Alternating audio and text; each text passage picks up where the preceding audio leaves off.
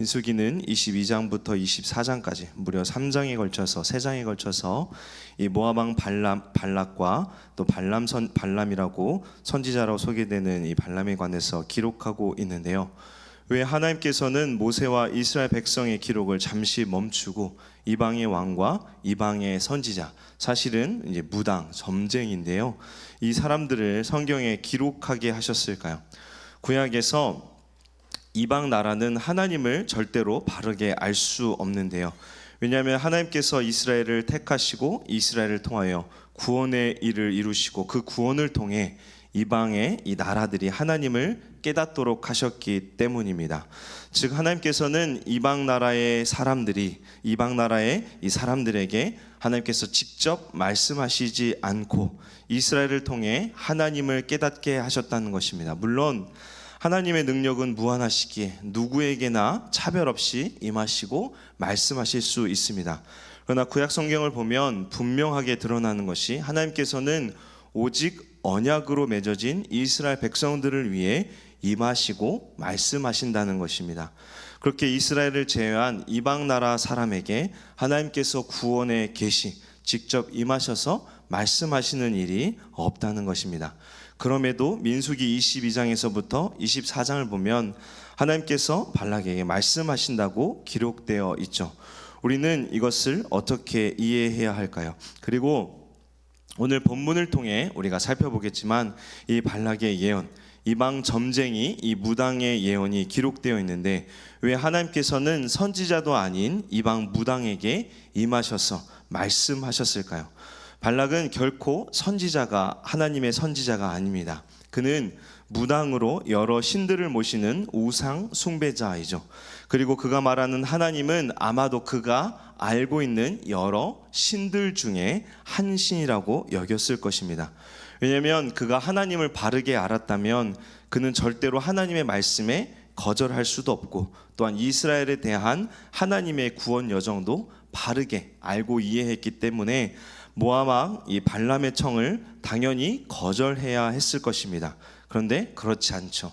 그는 못 이기는 척 발람의 초청을 받아들였습니다.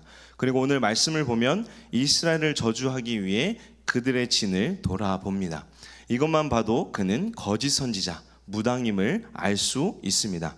민수기 23장 1절에 보면은 제단 7을 쌓는데 1절에 발람이 발락에게 이르되 나를 위하여 여기 제단 7을 쌓고 거기 수송아지 7마리와 순양 7마리를 준비하소서 하매라고 말씀하는데요. 1절에 보면 발람이 제단을 쌓아달라고 하는데 누구를 위하여 제단을 쌓아달라고 합니까? 자기를 위해서라고 말하고 있습니다. 하나님을 위해서 발람이 제단을 쌓은 것이 아닙니다. 자신이 하던 습관대로 제사를 드림으로 하나님이라는 신을 이용하고자 했던 것입니다. 그가 수송아지 7마리, 순양 7마리를 준비해달라고 하는데요. 제단을 이렇게 하나만 쌓은 것이 아니라 7개를 이렇게 하나씩 해서 7개를 쌓고 그 각 제단마다 수송아지와 하나와 순양 하나를 드린 것입니다. 이러한 모습이 마치 이제 아브라함이나 이삭처럼 또 하나님께 제단을 쌓고 제사를 드리는 것처럼 보이지만 사실 그렇지 않습니다. 왜냐하면 지금 이 시대는 과거 족장 시대, 이 아브람과 이삭과 야곱처럼 제단을 쌓고 번제를 드렸던 시대가 아니라 하나님께서 성막을 주셨고 이 성막 제사를 통해 하나님께 제사하고 예배하도록 허락하셨죠. 즉 하나님께서 주신 성막 제사의 방식이 모세를 통해 이제 다 세워졌고 이스라엘은 이러한 제사를 통해 하나님을 예배하고 만났기에 지금 발람의 제사 방식은 철저하게 자신의 방식, 우상 제사를 드리는 방식인 것입니다.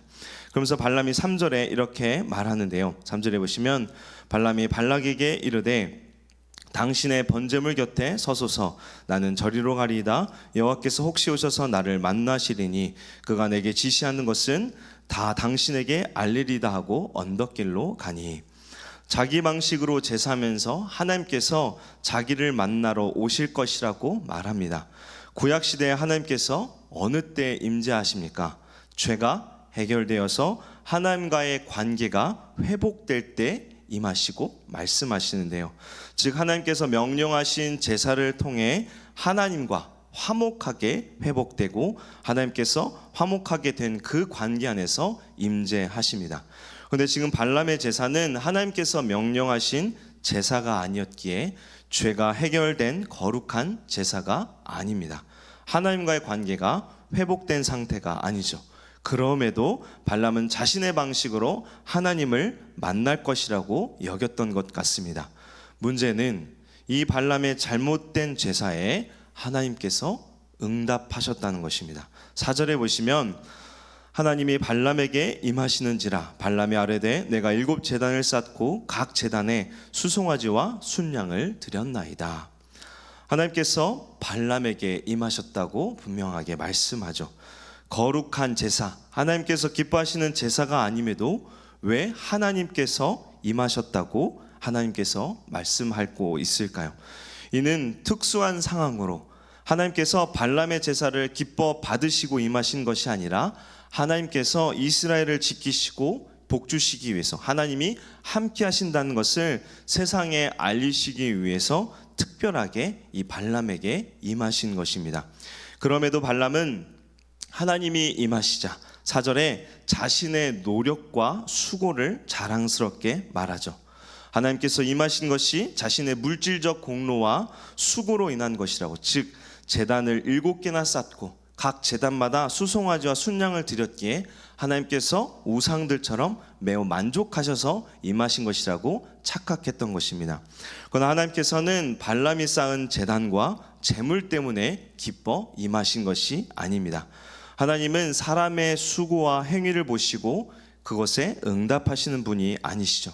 발람에게도 마찬가지였습니다. 그렇다면 하나님께서 왜 발람에게 임하셔서 말씀하셨을까요? 그 이유는 순전히 이스라엘을 위하여, 이스라엘을 저주하려는 악한 의도를 막기 위해서 발람에게 임하신 것입니다. 그리고 말씀하신 것이죠. 여기서 우리가 주의해야 할 것이 있는데, 하나님께서는 결코 무당이나 이단과 같은 자들에게 임하시고 그들을 통해 말씀하시지 않는다는 것입니다. 이 발람의 경우는 매우 특수한 상황이며, 이를 통해 이 성경은 하나님이 이스라엘의 하나님일 뿐 아니라 온 세상의 주관자이시며 자기 백성을 얼마나 아끼시고 보호하시는지를 드러내 보이시기 위해 의도적으로 발람을 사용하셨다는 것입니다. 또한 성령이 특별하게 임하였다고 하는 사람이나 영력이 뛰어나다고 하는 사람을 통해서 하나님께서 특별하게 임하시고 말씀하시지도 않습니다. 우리는 그런 유혹에 절대로 넘어가서는 안 됩니다. 하나님께서는 우리에게 말씀, 성경을 주셨고 이 성경으로 하나님의 말씀, 하나님의 뜻은 충분합니다. 이것보다 뭔가를 더 듣고자 하는 행위, 사람을 통해 특별한 말씀을 듣고자 하는 것은 모두 하나님께서 기뻐하시는 것이 아님을 우리는 기억해야 합니다. 그리고 기도 응답을 받기 위해서 우리가 금식을 한다던가 하나님 보시기에 더 거룩해지도록 힘쓰는 행위, 또 기도 응답을 받으려고 예배를 열심히 참석하고 새벽 기도에 더 열심히 기도하는 행위는 발람이 하나님을 만나기 위해 드렸던 제사와 같습니다. 하나님은 우리의 행위 때문에 우리와 함께 하시거나 우리의 수고와 공로를 보시고 기뻐하셔서 우리의 기도를 응답하시는 분이 결코 아니십니다. 우리는 자신의 소원을 위해 우리가 기도할 수 있죠. 마음이 너무나 간절해서 더 많이 기도할 수 있고 하나님을 더 찾을 수 있습니다.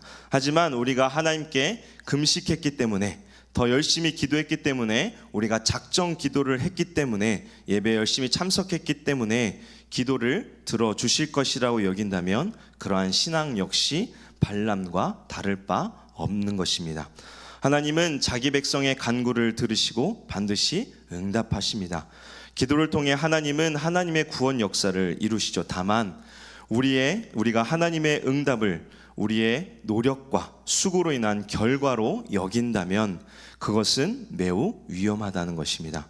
그렇게 우리는 하나님께서 우리의 간구를 들으시는 것이 우리의 수고와 행위로 인함이 아니라 하나님의 은혜임을 기억하며 언제나 겸손하게 하나님께 나아가 하나님을 의지하는 자들이 되어야 합니다. 이제 하나님께서 발람에게 임하사 이스라엘을 향하여 저주가 아니라 축복을 하게 하시는데요. 7절 8절에 보면 발람이 예언을 전하여 말하되 발락이 나를 아람에서 모압 왕의 동쪽 산에서 데려다가 이르기를 와서 나를 위하여 야곱을 저주하라 와서 이스라엘을 꾸짖으라 하도다. 하나님이 저주하지 않으신 자를 내가 어찌 저주하며 여호와께서 꾸짖지 않으신 자를 내가 어찌 꾸짖으랴. 발람은 발락이 원한 저주를 하나님께서 원하시지 않는다고 어찌 하겠느냐며 저주를 내릴 수 없음을 선언하면서요, 발락의 바램과는 정반대로 도리어 이스라엘을 축복합니다. 9절에 보시면 내가 바위 위에서 그들을 보며 작은 산에서 그들을 바라보니 이 백성은 홀로 살 것이라 그를 여러 민족 중에 하나로 여기지 않으리로다 라고 예언하는데요, 이 백성은 홀로 살 것이라고 그를 여러 민족 중에 하나로 여기지 않을 것이라고 예언하는데, 여기서 홀로 살 것이라는 뜻은 소외되고 외롭다라는 뜻이 아니고 뛰어나고 탁월하다는 뜻인데요, 이스라엘이 이방 나라들과 비교할 수 없을 정도로 독보적인 존재라고 축복하고 있는 것입니다. 또한 여러 민족 중에 하나로 여기지 않으리라 라는 뜻 역시 이 구별된 민족, 이스라엘의 구별된 민족으로 하나님의 언약 안에 있는 특별한 민족임을 뜻하는 것으로 이스라엘이 매우 특별한 민족이라고 9절에 축복하고 있는 것입니다. 또 10절에 보시면 야곱의 티끌을 누가 능히 세며 이스라엘 4분의 1을 누가 능히 셀고 나는 의인의 죽음을 죽기 원하며 나의 종말이 그와 같기를 바라노라 하매라고 말씀하는데요, 발람은 이스라엘 인구의 4분의 1만 보고도 그들이 얼마나 번성했는지 놀라면서요, 야곱의 티끌을 누가 세며라고 창세기 28장 14절에서 하나님이 야곱에게 이 자손에게 땅의 티끌같이 번성할 것이라는 그 약속이 지금 성취되었음을 말씀하는 것입니다. 또한 발람은 이스라엘 보고 자신도 이스라엘처럼 악한 길에서 벗어나 하나님을 섬기는 의의 길을 걷다가 죽기를 원한다고, 그렇게 되기를 원한다고 예언하고 있는 것입니다. 이에 모압 왕 발락은 발람이 이스라엘을 축복하자 발락은 발람을 책망합니다. 그러나 발람은 하나님께서 주신 말씀 외에는 말할 수 없다고 12절에 말씀하는데요, 이처럼 악한 저주를 하고자 했지만 어떻습니까? 하나님께서는 발람의 입을 통해 저주가 아니라 축복을 선언하게 하시며 그 자기의 택한 백성인 이스라엘을 지키시고 보호하심을 보여주십니다. 발락은 악한 계획을 세웠지만 하나님께서는 그러한 악한 계획도 자기 백성의 구원을 위해 선한 계획으로 바꾸어 버리시는 것입니다. 이러한 은혜는 오늘 우리에게도 동일하게 임하고 있습니다.